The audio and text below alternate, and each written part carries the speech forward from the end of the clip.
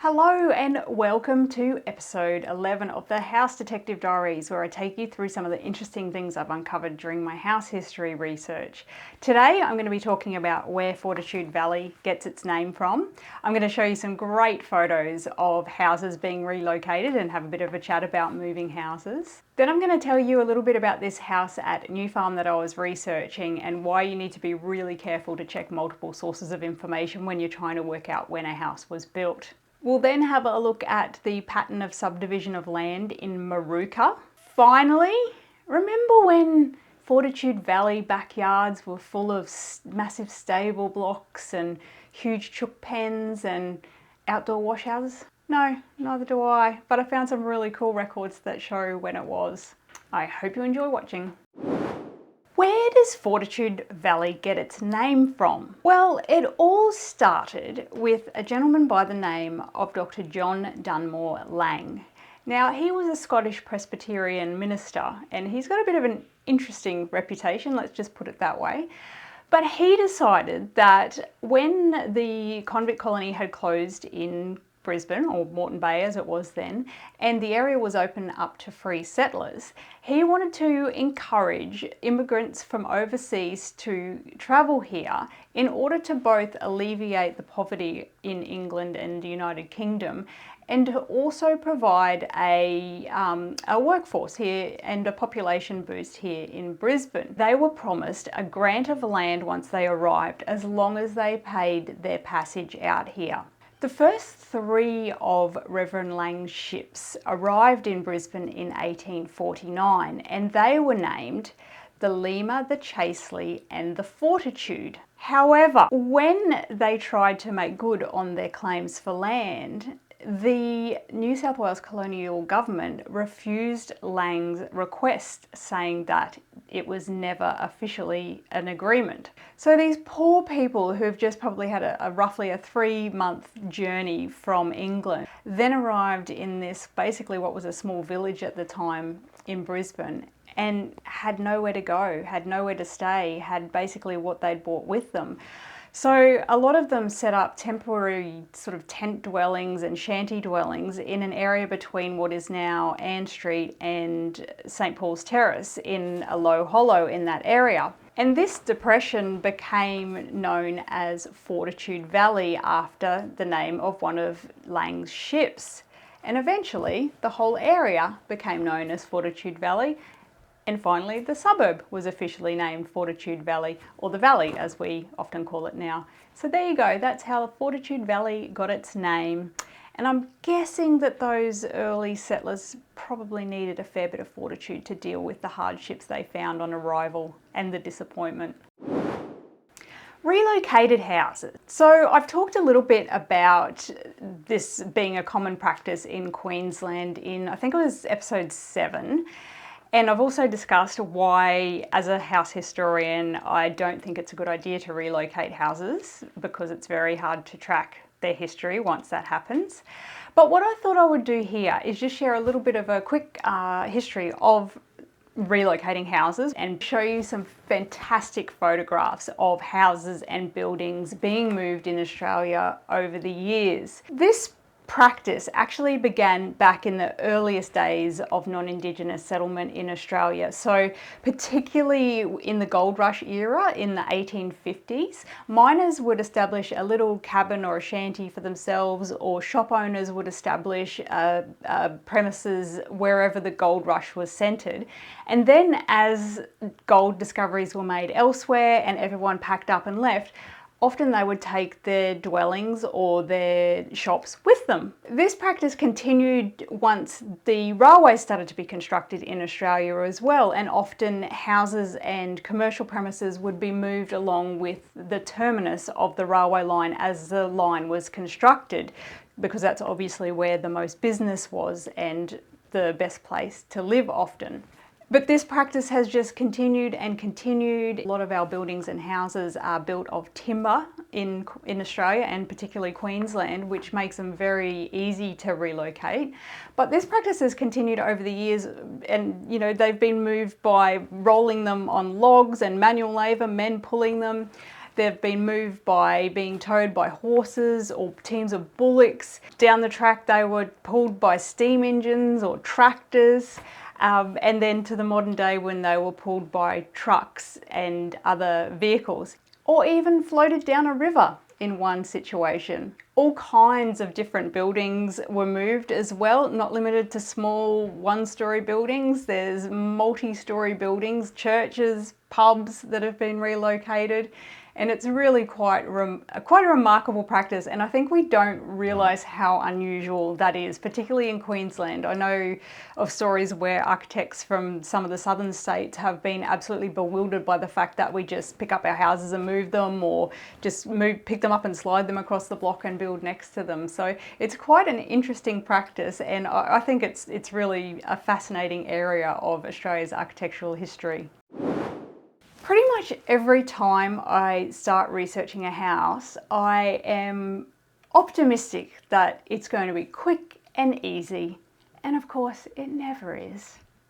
Even if it starts out feeling that way, something will come up that throws a spanner in the works.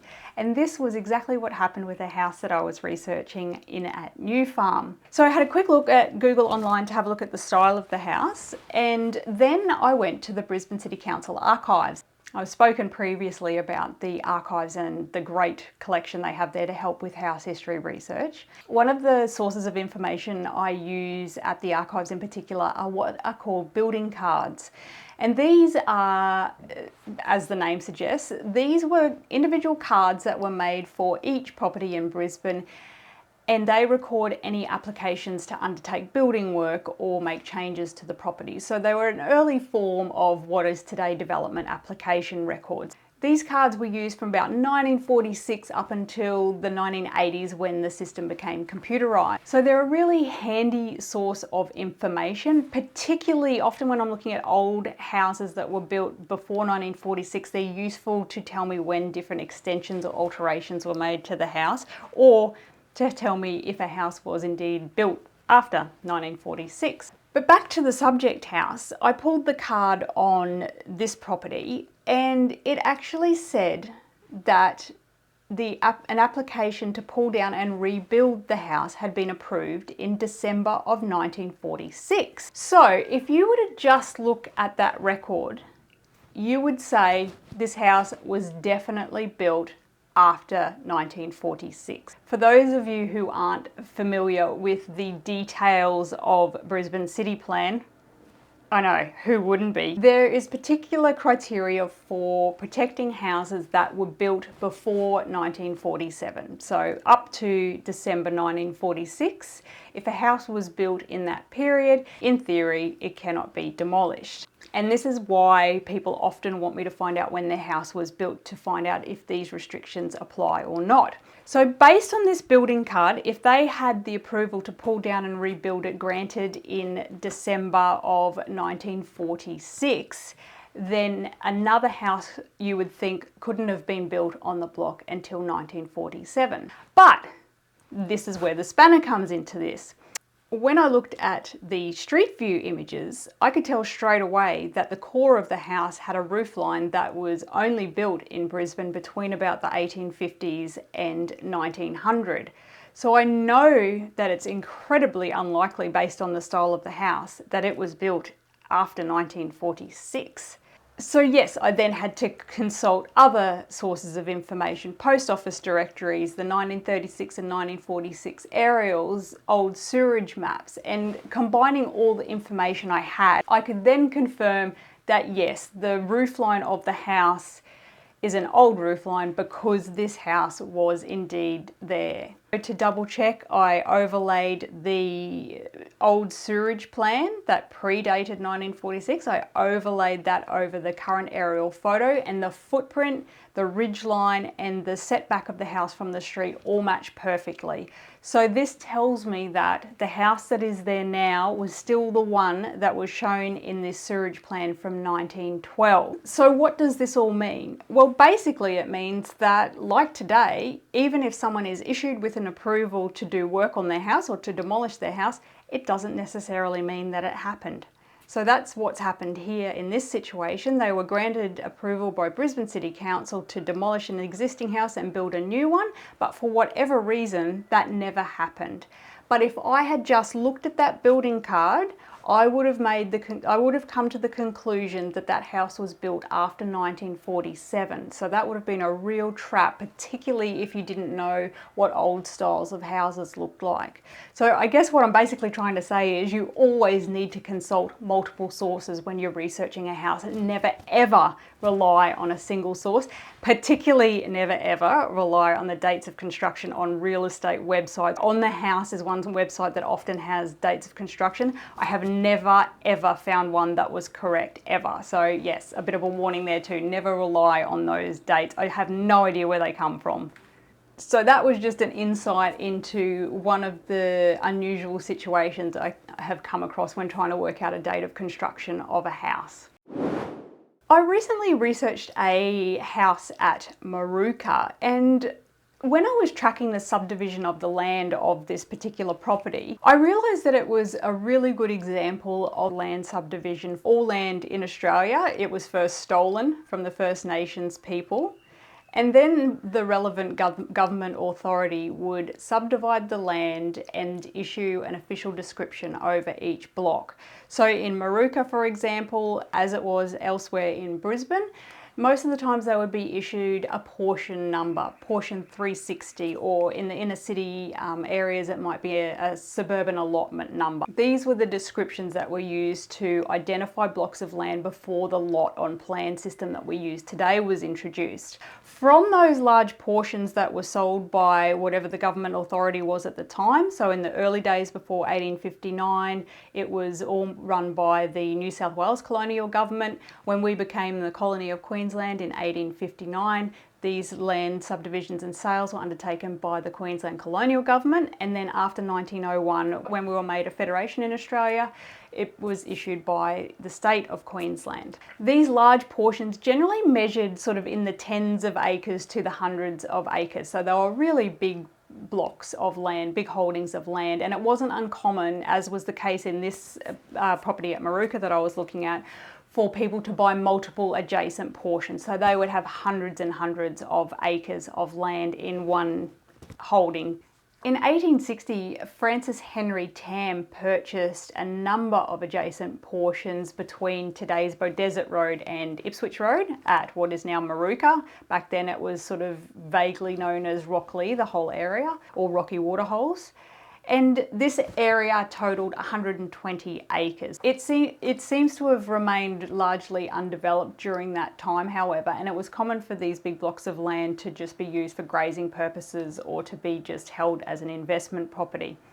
In 1881, Tam then subdivided his land into small farm holdings. These smaller holdings generally measured anywhere from about 3 to 7 acres, and it was enough land to operate a small farming activity on, basically. In this situation, and this wasn't uncommon in other land developments all throughout Brisbane, a person bought a number of these smaller holdings and retained them. 5 years later, the land that this person bought was then split into residential sized allotments to create a housing development, basically. So laying out roads as well as having the subdivision for house blocks.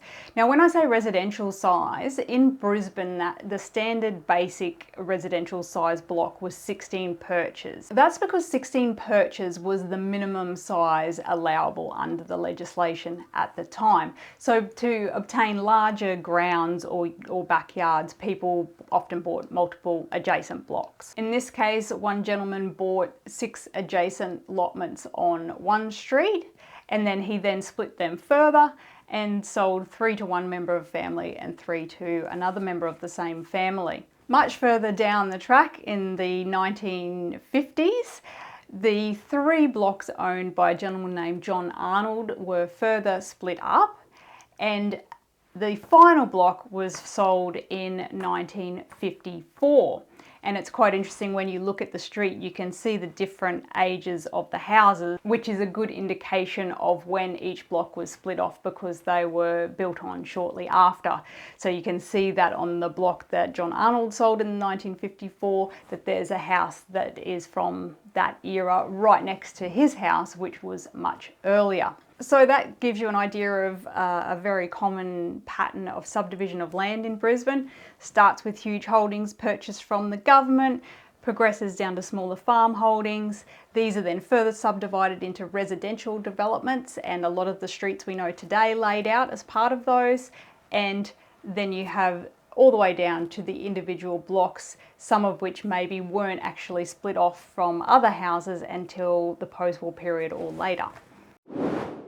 When I was discussing the property at New Farm that I had researched earlier, and I was talking about having a look at some of the records at the Brisbane City Council archives, well, the other reference material that I refer to there all the time are what are called surveyor's notebooks, and I've mentioned these in previous episodes, but just as a brief overview, these surveyor's notebooks record drawings of all the houses in the suburbs of Brisbane at a particular time. In the case of the house that I was researching at New Farm, the surveyor's notebooks dated from 1912. These notebooks record the actual hand-drawn plans of each house when the surveyor went out and measured them on site. In addition to showing the footprints and measured drawings of the houses that were on a particular block, they also record the outbuildings, so what was in the backyard. This includes gardens, footpaths, stables, chook pens, fern houses, wash houses or laundries. I love looking at these plans because it just, I don't know, it's just such an insight into a previous way of life, and it's so hard to imagine people housing horses in their backyard in inner city Fortitude Valley and New Farm and Spring Hill these days, and I just absolutely love looking at them. They also provide a real insight into the way people lived in Brisbane in the past. So the wash houses, for example, or the laundries. Now these obviously weren't, you know, electric washing machines. These were wood-fired coppers. So you would have they were called coppers because they were often a copper bowl, and these would sit over, often in a brick structure or sometimes just out in the yard over an open fire. And this is what would provide the heat for washing clothes. So the copper was filled with water, you'd have the fire underneath it to heat it up, and you would manually stir the clothes like an agitator in modern washing machines does today. It was an arduous process washing back in the day. It often took a week from beginning to end, if you can imagine that, not the 20 to 30 minutes we pop our machines on for now. So the use of open fires for these coppers was part of the reason they were often housed in the backyard. They wanted to keep them separate from the main residence so that if a fire started, it wouldn't burn down the main house. It was also hot, dirty work, so that was another reason they were kept in the backyard. So like I was saying, they're just, you know, it's a drawing on this plan, but it provides such an interesting window into the past practices in Brisbane backyards. I just love it. As always, I hope you enjoyed those little snippets of our history and my house history research, and I will see you next time.